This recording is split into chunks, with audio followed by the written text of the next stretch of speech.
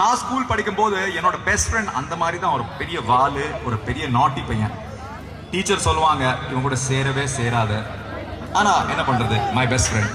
இப்போ பாத்தீங்கன்னா என் முழு ஸ்கூல்ல தி மோஸ்ட் சக்சஸ்ஃபுல் பர்சன் துபாயில ஒரு பெரிய பிசினஸ்மேன் அவன்தான். அதே மாதிரி எல்லா கிளாஸ்ல ரொம்பவே ஸ்டூடியஸா ஒரு பையன் இருப்பான், இல்ல ஒரு பொண்ணு இருப்பான். எப்போ பார்த்தாலும் ஃபர்ஸ்ட் பெஞ்ச்லயே உட்காந்துவாங்க. டீச்சர் கேள்வி கேட்கறதுக்கு முன்னாடியே பதில் கொடுத்துருவாங்க. நம்ம ஏதாவது கிளாஸ்ல பேசணும்னா போர்டில் நம்ம பேர் எழுதிடுவாங்க. அசைன்மெண்ட் கேட்கறதுக்கு முன்னாடியே சப்மிட் பண்ணிடுவாங்க. படிப்ஸ் அப்படின்னு ஒரு குட்டி லேபிள் நம்ம கொடுப்போம். யாரு படிப்ஸ்? உங்க கிளாஸ்ல யாரு படிப்ஸ்? காமிங்க, சொல்லுங்க யாரு? நீங்களா? ஓகே, அங்க அந்த பக்கம். ஓகே, நிறைய பேர் படிப்ஸா இருப்பீங்கப்பா.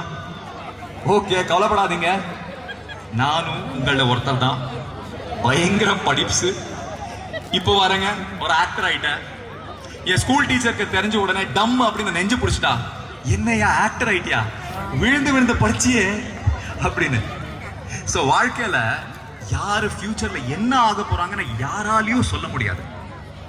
ஆனா ஒருத்தர் மட்டும், ஒரு விஷயம் மட்டும் உறுதி, ஸ்கூல்ல நீங்க ஃபார்ம் பண்ண ஃப்ரெண்ட்ஷிப்ஸ் இது வாழ்க்கை ஃபுல்லா அதை நீடிக்கும். It will sustain. ஏன்னா இந்த ஃப்ரெண்ட்ஷிப் தான் the most purest, most innocent